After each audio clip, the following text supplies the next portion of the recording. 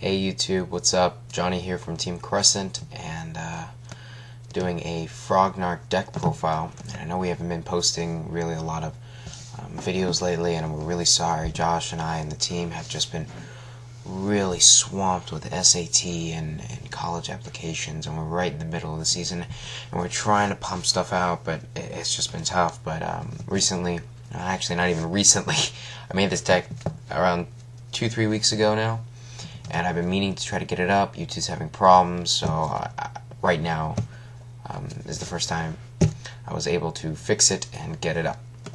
So I actually made this deck with one of my teammates, Isaac. He plays Dark Worlds. Anyway, without further ado, let's get on it. I got a new Asana mat, guys.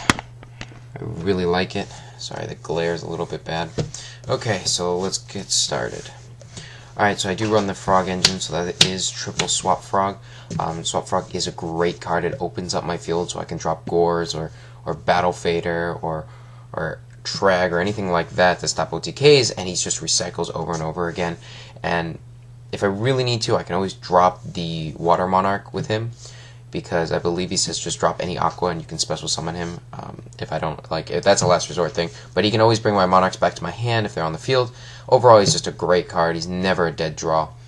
Yeah, anyway, next I run triple treeborn frog. Now, I know a lot of people run double because they run dupe frog. I don't run any dupe frog. I was testing it for a little while, and I ended up just not liking it because, well, I felt like in this format it was really too slow to wait for them to attack into it, send it to the graveyard, or just send it to the graveyard in general and search for swap frog to set it up again. Like, there were just so many better cards I could have cited in instead, and you'll see my tech choices later. Anyway, I decided to go with 2 ronintoadin because I really like the rank 2 Xyz monsters. Daigusto Phoenix, Herald, and what's the last one? Gachi. I mean, Gachi is great for stalling, so you'll always have a stall play if you got 2 ronintoadin in the grave and you got targets for it. Herald, you can recycle your lads, which is awesome, and lad just really shuts down a lot of decks. So if you recycle them, it becomes devastating. Anyway, so yeah, that's the frog engine. Let's go on to the monarchs. I can run triple Caius. Caius is arguably the best monarch in the game because he banishes 1 card on the field, and even if you need that extra push for 1,000 life points dealt to your opponent, you can always target himself. And if he banishes a dark monster, he deals 1,000 damage. So you just target himself, he deals 1,000 damage, and you win. GG. Next, I run triple Ryza.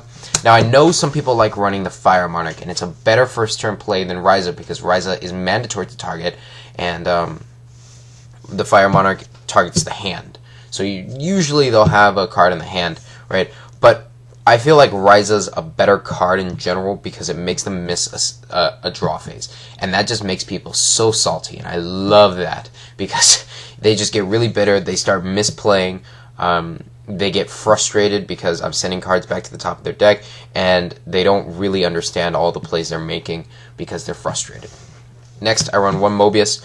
He's the MST of the deck. I don't main deck any. He is a side target when I need to, and I sometimes side in the second one that's in the side deck. I'll show you guys the side deck later. Anyway, that's the monarchs. I also run triple lad because I have 2 ronintoadin, and I feel like I can set up the grave really easily. He gets pumped out like nothing. He shuts down like so many decks, and after I get to special summon a monarch back in 2400 beater, that's not bad, right? So it's really hard to get over him, and even if you do, I get a monarch back, and then I herald it back to my hand, do the same thing again, and people get salty. Next, I run 1 Jinzo and 1 Dark Dust Spirit. Pretty self-explanatory. Dark Dust Spirit is kind of like a dark hole.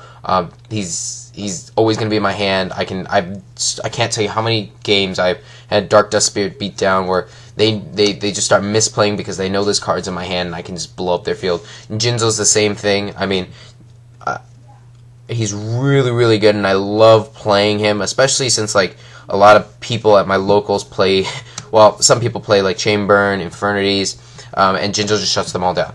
Like, there's nothing they can do about it. I mean, they can Solemn Warning it, but that's 1 card out of 40. And what's the likelihood that they're gonna have it on Jinzo? And even if they do, they just wasted a Solemn Warning. Like, I'm okay with that. Anyway, the next card is kind of interesting.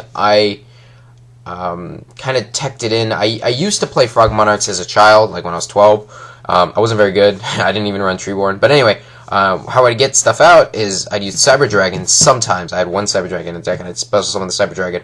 And I was thinking, you know, all I'm doing is going neg that way, right? How do I get this to go plus? And that's where I came up with Hieratic Sun Dragon of, not Hieratic Sun Dragon, Hieratic Dragon of Tefnuit and Galaxy Serpent, right? Because if Hieratic Dragon of Tefnuit is tributed, I can just special summon a normal dragon type monster from anywhere, hand, deck, or graveyard, right? So he's a tuner. I get to tune him with like any of the frogs except for ronintoadin, and he's great. And even if I need to for the extra defense, I can just set him, and he doesn't die, because Hieratic Dragon of Tefnuit just brings him back from the graveyard. So it's very strong for both of them. The combo is awesome. Opens up my level 8 Xyz monsters. You can switch them out for Flameville Guard. I mean, that works too. But you're only going to really go into Black Rose in that case, and I feel like that's not enough options. This way I can go into Crimson Blader, or Stardust, or Scrap Dragon. So yeah. Next, I run one r-genex ally Birdman. I mean, he recycles my monarchs. He's definitely sometimes a side target. I don't really like to sign him out because I do take one extra deck room monster that has to be a r-genex ally tuner. And I'll show you guys what that is a little bit later. But anyway, yeah, he can send the monarchs back to my hand, or he brings out that boss monster, synchron, that I'll explain later. Anyway, so let's go on to the hand traps. I run triple Battle Fader. Battle Fader is awesome because I usually leave my field open with Swap Frog. So Battle Fader stops the direct attacks. He also, if we don't have Treeborns in the grave, he is a target for a tribute. And if we do have Treeborn in the grave, he's a target for Lad and Treeborn. So really just a great card. You need to run 3 if you're going to make this deck. Next, double Trag. Also, like, run as many as you can. 2 is the limit, so I run 2. He can target the level 6s in your grave, and I know sometimes it's kind of hard to get out them rank 6 Xyz monsters, but Trag really makes it easier, because it just targets in the grave. You normal summon with Treeborn, with a Monarch, banish something, go into Gauntelet Launcher, blow up 2 monsters, go into Gaia. I mean, it's just a great combo. So you need to run as many of him as possible. Next, one gorz. Like I said, my field's always open. I never set any back row because it is frogs. Treeborn can't be special summoned if I set back row. So I'm always open to those direct attacks, and gorz late game is just devastating. And lastly, 2 effect veilers. He's the tuner, goes into Black Rose, and it stops effects, so really great card. I love it so much. Sometimes I actually bring him back with Lad, and then use Swap Frog to pop effect veiler back to my hand. Or so I do that with maxx too, because recycling them is just awesome, and I love it so much. And they make a player think more, especially maxx. I love maxx too, because they make a player think, and when players begin to think, unless you're like really good, they begin to misplay. And even if you're really good, like once you start like not going on the autopilot mode, like with dragons or with like Fire Fist or something, is if you don't go on autopilot and you start thinking, you start misplaying. And I noticed that. Okay, anyway, so that's the monster lineup. I believe that's 33 monsters, I think. I'll do a recount a little bit later. But yeah, that's 33 monsters. Let's get on to the spells. So I run triple E-Controller, because it's just such a great combo with Treeborn. You get 2 monsters instantly on the field. You can still attack with E-Call, you can still do everything. It's a better version of Mind Control. Even and you don't go neg on it, because Treeborn just re-special summons. So it's great. Like, you never go neg. Like, this card is really, like, overpowered. Yeah. So, and then 1 Mind Control. Because we have Galaxy Serpent, because I have Gaia in the extra deck, I love just taking their opponent's monster and just slapping that thing on. Right, the opponent succeeds on just slapping that thing on and be like, okay, you can't have it back. Like, that's nice. So yeah, I like him very much. Mind Control very much. And then my favorite dynamic duo, like I said in my Fire Fist video, Dark Hole and Book of Moon. Book, like, it's kind of awesome because if they chain something like Fiendish Chain to my Monarch, I can book them and their effect still resolves. Even though I hate booking my own monster, it's always an option, and I have done it before, just to get the play off. Next, Dark Hole. Well, because my field's normally open, like, Dark Hole will really, like, I never really hit my own monsters with it. So, yeah. And then One Soul Exchange. I was teching 2 for a little while, but it really clogs sometimes, and I draw 2 soul exchanges, or maybe even just 1 with no monarchs in hand, and it'd just be useless. So yeah, that's the main deck. Now let's go on to the extra deck. Move this aside. Okay, so here's my rabbit token for gorz. So let's go with first formula synchron, easily made by effect vieler and a treeborn frog, and lets me draw. And sometimes this deck is really slow, so that's why maxx and formula synchron are awesome. Also opens up my level 8 toolbox, so that's the first thing. Next, underworld fire balmung. We need the level 4 in this deck. I was teching armory arm at first, but he just wasn't working out because really I don't usually have a monarch to attach it to, and monarchs don't really live that long after they're summoned. So balmung is a lot better. I get to special summon my swap frogs back if he's Popeye. In effect, he's got an okay attack, better than armory arm. His effect's not as good, but you know, I prefer it over buffing up another monster who potentially will just die next turn. Next, I run catastor and armades. I run these two. I was originally only teching armades, but sometimes I just felt like I can get out the level 5, but I couldn't get over the boss monster, and so that's where Ally of Justice Catastor comes in. And so I've sat on him for a little while, or I won games with her. I think it's a her. Could be him, or won games with it before. So both of them are pretty good. Next, I won 1 black rose, my German Ultra. It's actually cheaper, guys. So cheaper than the US one. So if you're looking for a black rose, just buy a German one, because I think they got a set that we didn't. Anyway, effect vieler and 1 monarch. Great. Like it just blows up the field. You do go a little neg on the effect vieler, but sometimes it's necessary. 1 stardust, 1 crimson blader, and 1 scrap dragon. It's just the level 8 toolbox. I was running Stardust Spark Dragon for a little while, but I decided Stardust was better only because he's wind, and Stardust Spark Dragon is light, so I can't Digusto Phoenix it. Though, I have to say, I'm afraid of that Stardust Spark Dragon and the honest plays that are coming. Anyway, yeah, Scrap Dragon's great too, because I can pop the treeborn and blow up 1 card on your field. And Crimson Blader just stops all your level 5 or highers. Next, 1 locomotion r-genex. This is the Genex tuner monster I was telling you, and this is really the big eye of the deck. And you heard what I said, big eye of the deck, number 11. He takes, first of all, he has to be made with a Genex tuner, and 1 dark monster. So that's Trag or Caius, right? And so the requirements are pretty hard, but he's worth it. He's a level 9, so that's level 6 and level 3.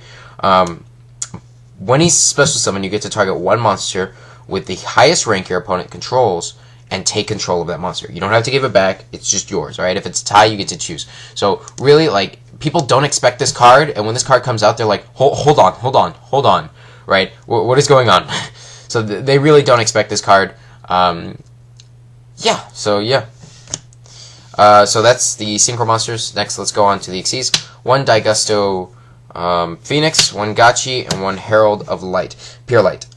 I've already explained these cards. I love them. This one recycles Lad, because you get to send 1 card from your graveyard to your hand. This one protects, and this one is a Phoenix that can target Stardust. And next, we run Gauntlet Launcher and Photon Strike Bounzer. Now, Gauntlet Launcher and Photon Strike Bounzer, like, I was running more level 6s, but I felt like these are the only 2 that I really wanted to go into. I never went into X-Saber Beetle. I never went into Camera Focus, because Photon Strike Bounzer did that job. They just complement. Like, there's never a case where I didn't need to go into one of these. Like, this blows up monsters, this negates effect. So if their opponent's being aggressive, I go with this, right? Opponent's being defensive, I go with this, right? Or the other way around. Like, I can go with this when the opponent's being defensive, and if I need to just play a little more defensive, I can go with this too.